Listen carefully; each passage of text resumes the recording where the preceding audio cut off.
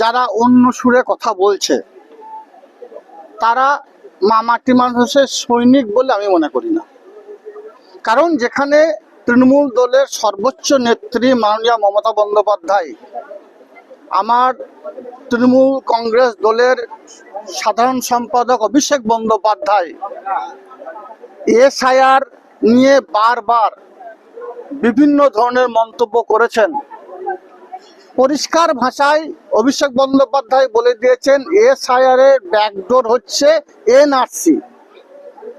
যে এনআরসির জন্য 2011 প্রাককালে মাননীয় মুখ্যমন্ত্রী মাননীয় মমতা বন্দ্যোপাধ্যায় বাংলার বাঘিনী, বাংলার মা গর্জে উঠেছিলেন এবং সারা ভারতবর্ষে এনআরসি করতে পারেনি বিজেপি সরকার। সেই এনআরসির আবার করতে চলেছে।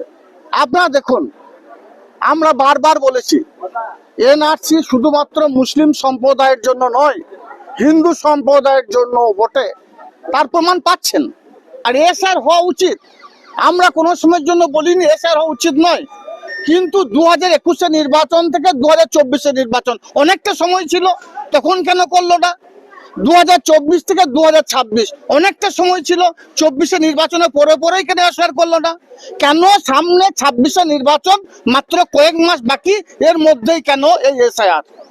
এই বিষয়গুলো যাদের মাথায় নেই, যারা এই বিষয়গুলো উপলব্ধি করতে পারছে না, তারাই এসআইআর পক্ষে কথা বলছে। আমার মনে হয় যারা এসআইআর পক্ষে কথা বলছে তারা ঠিক বলছেন না।